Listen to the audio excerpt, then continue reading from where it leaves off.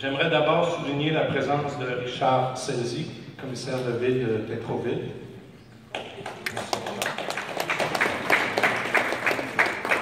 Monsieur le maire, non? Aussi, j'aimerais remercier en mon nom et au nom du conseil d'administration de Solidarité Merci-Est les panélistes de la première partie. Madame Catalina Bonilla et Monsieur Stéphane Tremblay du Sésame. Madame Isabelle Foisy, présidente directrice générale de la Chambre de commerce de l'Est de Montréal. Monsieur Yacouba Sédion du restaurant Hop Café, qui est aussi administrateur de la table de concertation. Monsieur Jean Lapointe du collectif en environnement de Merci-Est. Monsieur Maurice Vanny de l'initiative citoyenne en sécurité civile de l'Est de Montréal. Et Rémi Berthelot du CIUS de l'Est de l'île de Montréal. Mais surtout, merci à vous, citoyens de Merci-Est et de la Pointe de l'Île, de faire de cette campagne électorale votre priorité de ce soir. Comme table de concertation, notre mission est d'animer une concertation autour des enjeux du quartier. Pour ce faire, nous rassemblons tous les acteurs du développement local de Merci-Est et les amenons à agir collectivement pour l'amélioration de la qualité de vie des résidents ici. Si vous êtes intéressé au développement de votre quartier et souhaitez vous y impliquer, manifestez-vous à l'accueil d'ailleurs. Vous pouvez devenir membre de la table comme citoyen, organisme ou même commerçant. Et aussi, vous y trouverez notre plan d'action qui vient d'être adopté pour la réussite de notre quartier. Vous pouvez aussi nous suivre sur Facebook, où on est très actifs, et visiter notre site web pour plus d'informations. Sans plus tarder, je laisse la parole à Émilie Auclair, la directrice générale de la... Bonne soirée.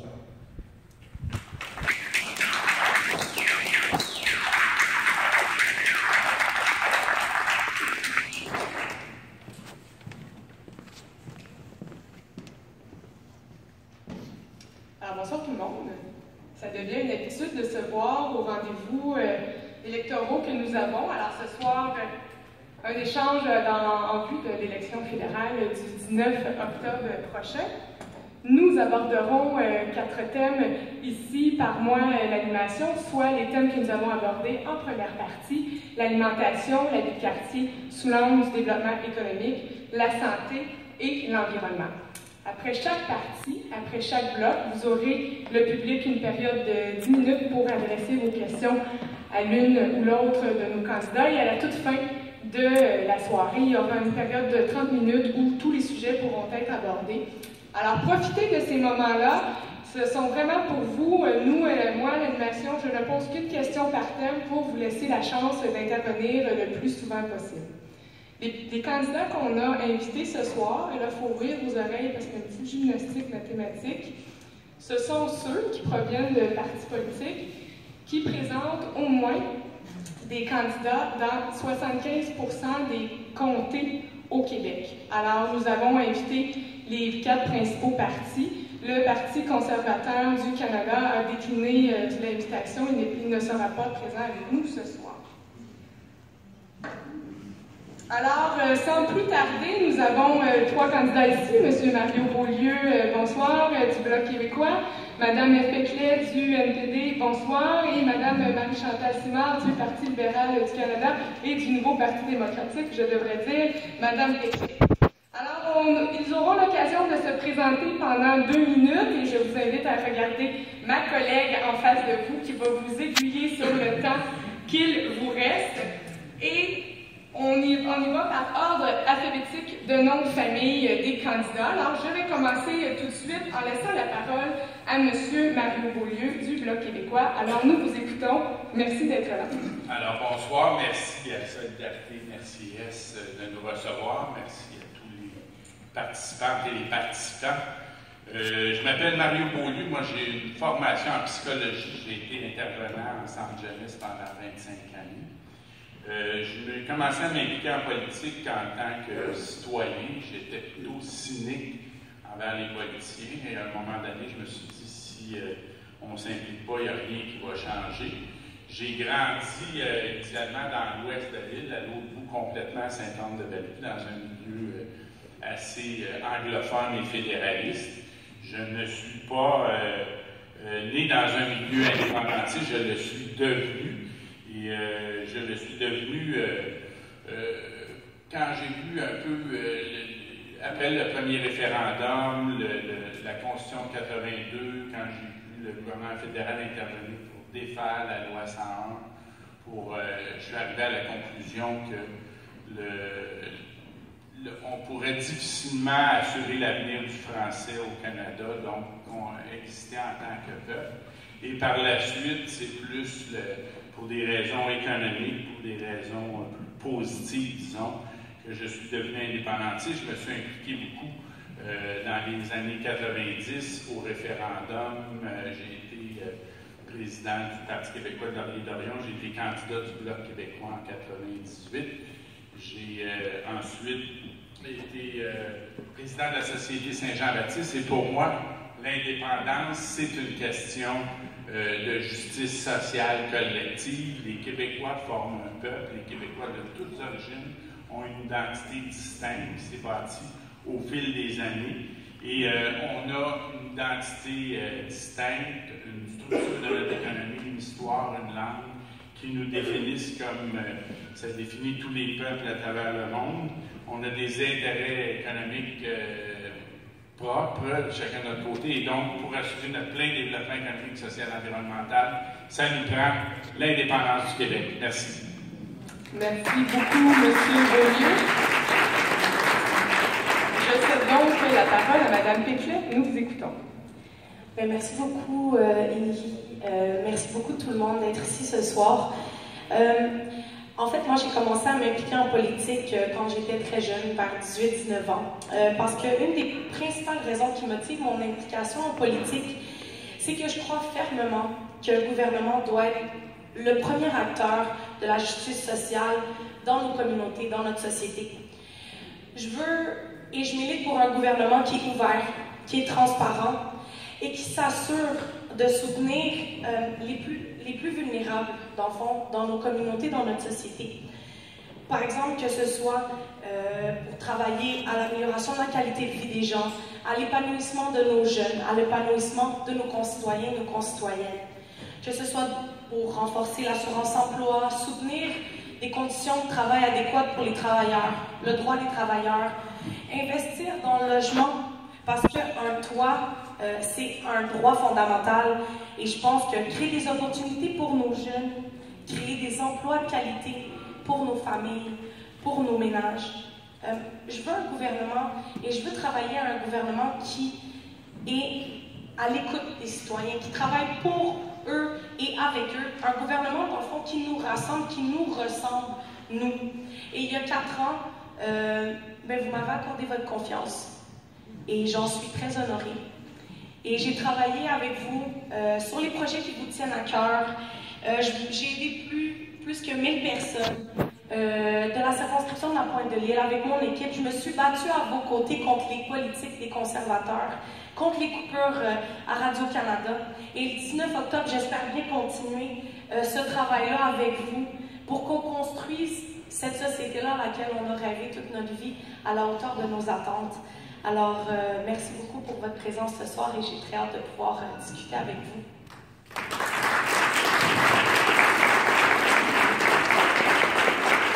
Merci beaucoup, Mme Péclet. Mme Simard, la parole est à vous.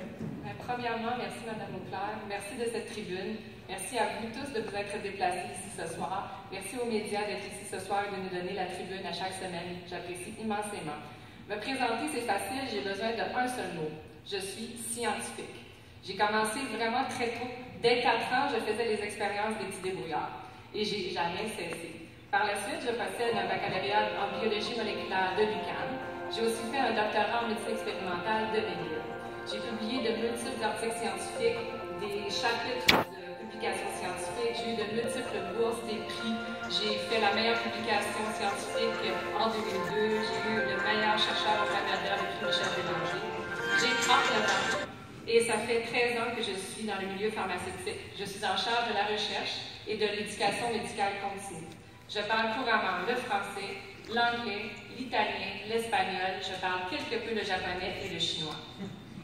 Je suis passionnée de politique depuis que je suis toute petite. J'avais 4 ans quand je suis allée voter pour Pierre Elliott Trudeau dans les bras de ma mère. Donc, ça vous dit que je n'avais aucun autre choix que d'être libéral. On est libéral de génération en génération chez moi. Et ça me rejoint parfaitement, cette politique.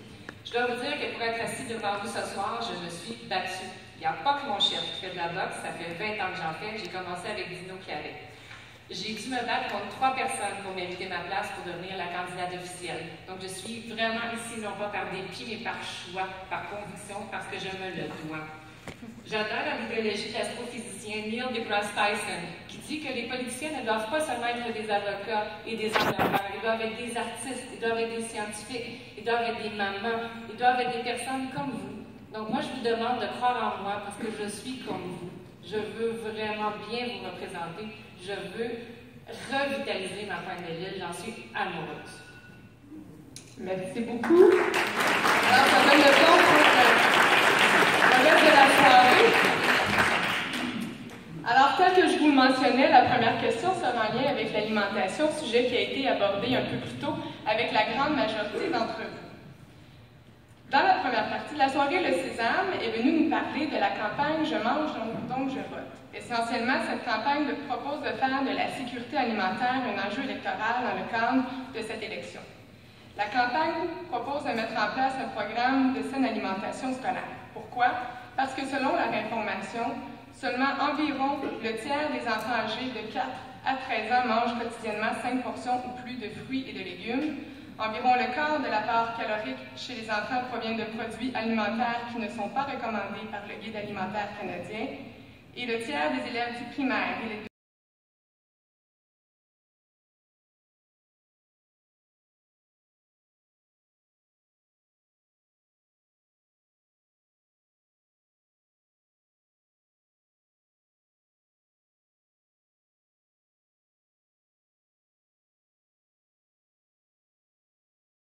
partie par rapport à l'implantation d'un programme ayant trait à la sécurité alimentaire et la saine alimentation dans nos écoles.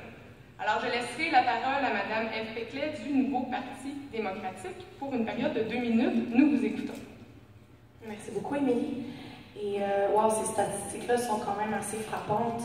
Surtout quand on sait que, par exemple, 11% des ménages montréalais souffrent d'insécurité alimentaire et 20% des enfants canadiens vivent dans la pauvreté aujourd'hui. De plus en plus de personnes doivent faire recours aux banques alimentaires, plus que 800 000 personnes chaque mois. Et les organismes en parlent sur le terrain, que ce soit les cuisines collectives, les sociétés Saint-Vincent-de-Paul. La demande est de plus en plus grande. Dans la pointe de l'île, par exemple, c'est plus que 20%, presque 20% de la population qui dépense la moitié de son salaire pour se loger. Et ce qui fait en sorte nécessairement que ces ménages-là vont devoir se priver d'une alimentation saine. Et c'est pourquoi d'ailleurs je partage l'intérêt du Sésame pour la promotion et l'accroissement de la sécurité alimentaire dans la circonscription de la pointe de l'île à Merci-Est. Et dès que j'ai pris connaissance du projet, j'ai modifié les priorités locales d'Emploi d'été Canada pour justement y ajouter le volet sécurité alimentaire pour que le Sésame puisse avoir accès à certaines subventions. Le marché public à Pointe-aux-Trembles aussi a pu bénéficier de ces modifications des critères-là. Et d'ailleurs, je voudrais simplement saluer la détermination de Stéphane et de Catalina, ainsi que le travail de l'équipe de Y'a quelqu'un au bord du mur qui soutient des initiatives de jardin collectif. Nous, ce qu'on veut tout d'abord, c'est d'investir dans le logement social pour faire en sorte que tous les ménages, toutes les familles puissent se loger selon leurs moyens et convenablement. Donc, moins d'argent à dépenser pour se loger, plus d'argent pour se nourrir. Et on veut abolir certaines mesures d'allègement fiscal qui bénéficient aux plus riches pour réinvestir dans des initiatives de nutrition scolaire pour s'assurer que tous les enfants aient à l'école le ventre plein. Merci beaucoup. Alors, Mme Simard, la parole est à vous. Quand je fais du porte-à-porte, quand je vous dis que je ne suis pas déconnectée de vous, c'est vraiment la vérité. Quand les gens me parlent que le pain coûte cher, c'est vrai, et je le vois à chaque semaine quand je fais mon épicerie. Je suis vraiment comme vous, je vois que de plus en plus, les biens coûtent cher, les logements coûtent cher, et nos salaires n'augmentent pas, et on n'a pas réellement de répit d'impôt.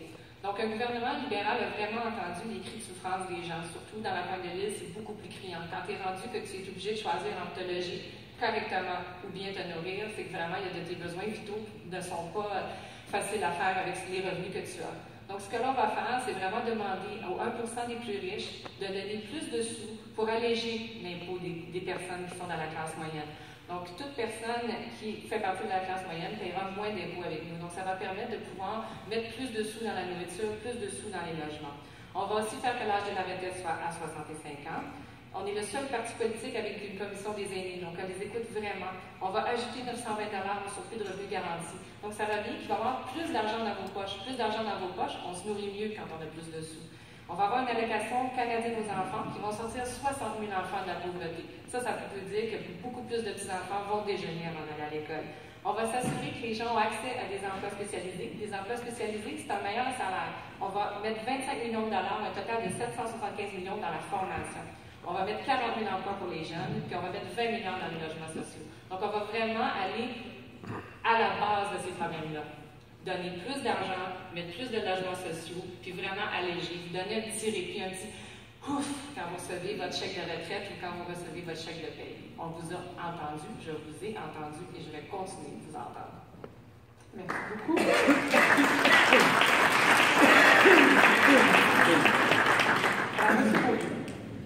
Alors, on est d'accord avec l'ensemble des mesures préconisées par le réseau pour une alimentation durable dont Mme Bonilla a parlé tantôt.